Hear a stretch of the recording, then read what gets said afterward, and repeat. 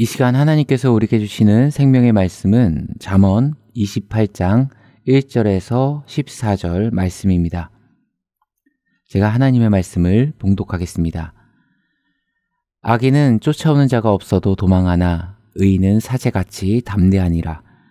나라는 죄가 있으면 주관자가 많아져도 명철과 지식이 있는 사람으로 말미암아 장구하게 되느니라. 가난한 자를 학대하는 가난한 자는 곡식을 남기지 아니하는 폭우와 같으니라.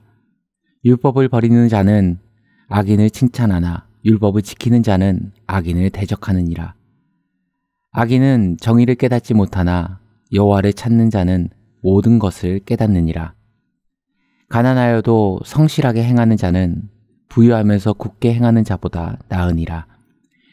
율법을 지키는 자는 지혜로운 아들이요 음식을 탐하는 자와 사귀는 자는 아비를 욕되게 하는 자니라. 중한 별리로 자기 재산을 늘리는 것은 가난한 사람을 불쌍히 여기는 자를 위해 그 재산을 저축하는 것이니라.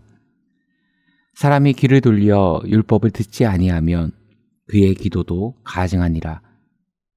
정직한 자를 악한 길로 유인하는 자는 스스로 자기 함정에 빠져도 성실한 자는 복을 받느니라.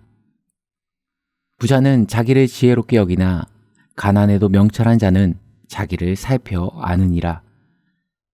의인이 득이하면 큰 영화가 있고 악인이 일어나면 사람이 숨느니라. 자기의 죄를 숨기는 자는 형통하지 못하나 죄를 자복하고 버리는 자는 불쌍히 여김을 받으리라. 항상 경외하는 자는 복되거니와 마음을 완악하게 하는 자는 재앙에 빠지리라. 아멘. 오늘은 담대한 인생의 비결이란 제목으로 하나님 말씀 증거하도록 하겠습니다. 우리가 사는 인생 다양성에 근거합니다. 그렇기에 각자의 삶의 모습도 다양하고 사람들의 생각하고 추구하는 가치와 정의도 무엇만이 정답이다, 딱 옳다 정의 내릴 수 없습니다. 하나님의 백성들도 마찬가지죠. 하나님의 자녀들이 추구하는 가치와 세상 사람들이 추구하는 가치, 그 맥락도 그 원칙도 다를 수밖에 없습니다. 성경도 마찬가지입니다. 악인과 의인을 판단하는데 세상과 전혀 다른 기준점을 가지고 있고 그것을 하나님의 자녀들에게 요구합니다. 우리가 구약 성경을 읽어나갈 때 많이 등장하는 개념 가운데 하나가 의인과 악인이죠. 특별히 시편과 잠언, 시가서에 많이 등장하는데요. 우리가 생각하고 판단하는 일반적인 의인과 악인의 기준은 행위에 근거하죠. 어떤 선행을 했는가, 어떤 위로의 말과 행동을 했는가, 그것이 의인의 평가 기준이 되고 어떤 악행을 저지르고 타인에게 어떠한 피해를 줬는가, 악인의 평가 기준이 되는 것이 세상이 가진 척도라면 성경이 말하는 의인과 악인은 행위에 초점이 맞춘 것이 아니라 철저하게 하나님을 의지하는 인생인가, 하나님 외에 다른 것을 의지하는 인생인가로 결정됩니다. 예를 들어 다윗의 인생에 치명적인 도덕적 결함이 있었습니다. 우리가 잘 알고 있는 밧세바 사건인데 타인의 아내를 취했고 그것을 은폐하기 위해 철저하게 계산된 사지로 그의 남편을 몰아넣었습니다. 불륜, 간음, 살인, 이 모든 것을 고려했을 때 행위적인 관점에서는 그는 악인 중에서도 악인입니다. 그러나 성경은 다윗의 인생을 악인이라 규정하지 않습니다. 왜죠? 그의 인생에 죄악됨이 있었고 치명적인 도덕적 결함이 있었음에도 불구하고 그의 인생에서 실수는 있었지만 하나님을 의지하는 부분에 있어서는 실패하지 않았기 때문입니다. 물론 하나님을 의지하며 살아갔다는 것이 이 다윗이 행한 비도덕적 행위에 대해 면죄부가 되지는 못합니다. 그렇게 성경도 굳이 다윗의 실수를 감추거나 은폐하지 않죠. 대표적인 게 마태복음 예수님의 족보를 보게 되면 5명의 여인이 등장하는데 밧세바, 그 여인을 다윗의 아내가 아닌 우리아의 아내임을 여과없이 공개합니다. 하지만 그가 다윗이 의인인가 악인인가에 대한 평가에 대해서 성경의 원칙은 그는 하나님을 의지했기 때문에 의인이라 평가합니다. 그가 비록 범죄를 저질렀어도 그의 인생 전체를 볼 때 늘 하나님을 철저하게 의지했던 인물이 다윗이었습니다. 그렇게 성경은 가장 대표적인 의인 가운데 하나로 다윗을 꼽습니다. 반면에 북이스라엘의 초대 왕이었던 여로보암이라는 인물이 있습니다. 열왕기에 보게 되면 성경의 대표적인 악한 왕의 기준점이 되는 인물입니다. 열왕기에 관용어구처럼 등장하는 말이 있습니다. 다윗의 길로 행하여 다윗과 같이 행하여. 반대로 악한 왕을 지칭할 때는 여로보암을 따라 행하여 관용어구처럼 그의 이름이 사용됩니다. 열왕기하 17장 22절에 보면 이스라엘 자손이 여로보암이 행한 모든 죄를 따라 행하여 거기서 떠나지 아니하므로, 신약으로 치면 본디오 빌라도에게 고난을 받사 정도로 이스라엘 왕국이 멸망할 때까지 끊임없이 거론되는 불명예스러운 인물이며 성경은 철저하게 그를 악인의 대표적인 모델로 분류합니다. 하지만 세상의 관점, 세상의 기준으로 봤을 때 그가 과연 다윗보다 더 큰 도덕적 결함이 있는가? 아니었습니다. 간음도 안 했고요. 계획살인도 안 했고요. 엄밀히 말하면 행위적인 관점으로 평가했을 때는 다윗보다는 의인입니다. 그런데 성경은 다윗의 길, 여로보암의 길, 철저하게 다윗과 대조하는 악인으로 평가하는데 그 이유가 뭡니까? 하나님이 여로보암을 북이스라엘의 왕으로 세우셨음에도 불구하고 자신의 정치적인 야심으로 금송아지를 만들었습니다. 또 북이스라엘 사람들이 남유다로 빠져나가는 그 난민을 막고자 베델과 단에 하나님의 뜻과는 상관없는 불법 성전을 만들었고, 절기도 자신 마음대로 바꿔버렸고, 레위인, 하나님이 세우신 제사장이 아닌 평민 제사장으로 대체해버렸습니다. 인간적인 관점에서는 왕인데 그 정도 결정권을 발휘하는데 전혀 문제가 되지 않죠. 하지만 그 뿌리에는 뭐가 있습니까? 왕이라는 직무를 수행하는데, 그의 인생을 풀어가는데 하나님을 의지하는 것이 아니라 철저하게 인본주의 관점에서 왕좌를 이어간 겁니다. 그리고 그 결과 북이스라엘 전체가 우상 숭배가 만연하게 돼버렸습니다. 그렇게 그는 사람의 평가에서는 크게 도덕적 결함이 없는 왕으로 보일지 모르지만 성경, 이 하나님의 관점에서는 대표적인 악인이었던 겁니다. 오늘 성경은 하나님을 의지하는 의인과 하나님 외에 다른 것을 의지하는 악인의 인생을 비교 대조하고 있는데요. 1절을 보시면 악인은 쫓아오는 자가 없어도 도망하나 의인은 사자같이 담대하니라. 악인은 늘 도망치는 인생, 불안정한 인생을 사는 반면 의인은 사자같이 담대하니라, 요동치 않는 인생을 영위한다는 겁니다. 히브리인들은 이 안전성을 굉장히 중요한 가치 가운데 하나로 여깁니다. 그리고 그 안전성은 내가 의지하고 있는 대상에 철저하게 기인된다는 것입니다. 세상의 모든 만물이 변하고 바뀝니다. 10년이면 강산도 변하고 철학과 사상도 시대의 조류에 따라 그 판단이 달라집니다.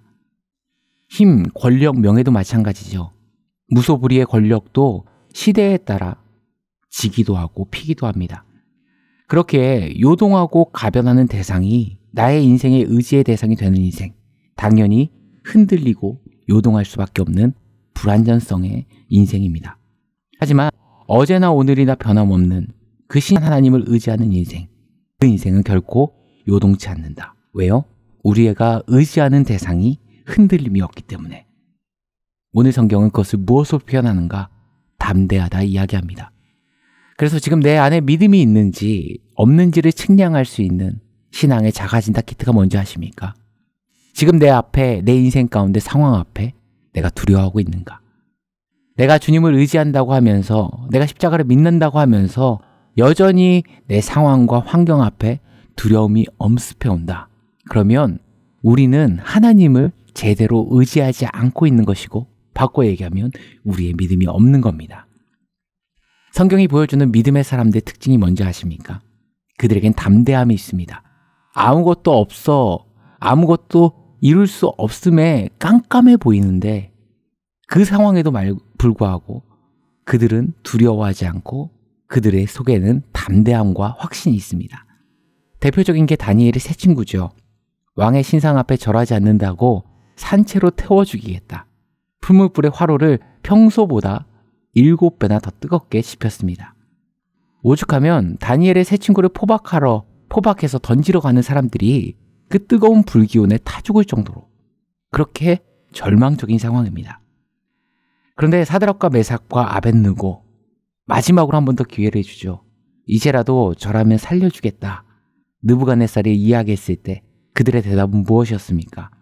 다니엘 3장 17절과 18절을 보시면 왕이여 우리가 섬기는 하나님이 계시다면 우리를 맹렬히 타는 풀무불 가운데서 능히 건져내시겠고 왕의 손에서도 건져내시리이다. 그렇게 하지 아니하실지라도 왕이여 우리가 왕의 신들을 섬기지도 아니하고 왕이 세우신 금신상에 절하지도 아니할 줄을 아옵소서. 느부갓네살의 제안에 하나님이 살아계시면 당연히 우리를 건져주실 겁니다. 근데 설령 그렇게 안 해도요. 왕의 신들을 섬길 일도 없고 왕이 세운 금신상 절하지도 않을 거니까 그렇게 하십시오. 보세요. 이 세 친구의 마음 가운데 두려움이라는 감정이 하나라도 보이십니까? 오히려 그 안에는 담대함과 하나님의 자녀로서 꺾이지 않는 고든 기품이 느껴지지 않습니까?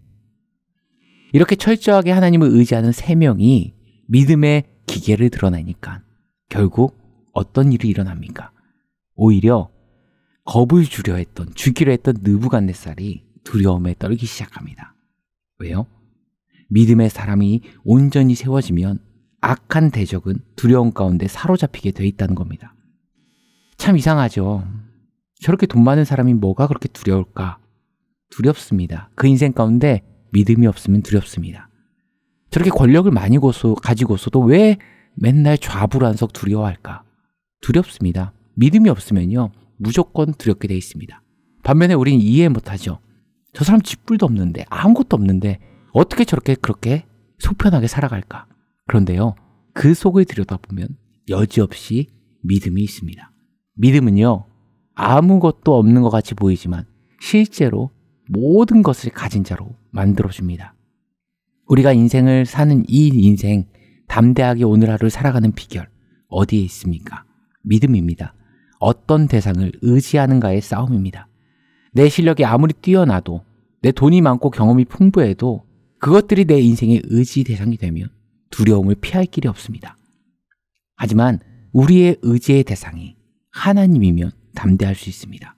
내가 이르어도 우리 하나님이 무한되시니까 철저하게 하나님을 의지하고 하나님을 붙들고 나아갈 때 우리 안에서는 세상이 흔들지 못하는 담대함이 살아나기 시작합니다. 이 하루를 살아갈 때 세상 앞에 담대함으로 하나님의 백성답게 호령하며 살아갈 수 있는 우리 영혼의 모든 성도들 되기를 간절히 축원합니다. 함께 기도하시겠습니다. 참 좋으신 하나님 아버지, 오늘 주어진 이 하루를 살아갈 때 나의 실력과 능력, 경험과 타인에게 의지함을 두는 인생이 아니라 어제나 오늘이나 변함없으신 하나님께 우리의 소망을 두고 하나님 앞에 의인으로 온전히 서는 저희가 되게 하여 주옵소서. 그래서 세상 앞에 두려워 떠는 것이 아니라 세상 앞에 담대함으로 이 하루를 살아가는 인생 되게 하여 주옵소서. 이 모든 말씀 우리 주 예수 그리스도의 이름으로 기도드리옵나이다. 아멘. 생명의 말씀으로 나를 채우사 주의 길에 빛게 하소서.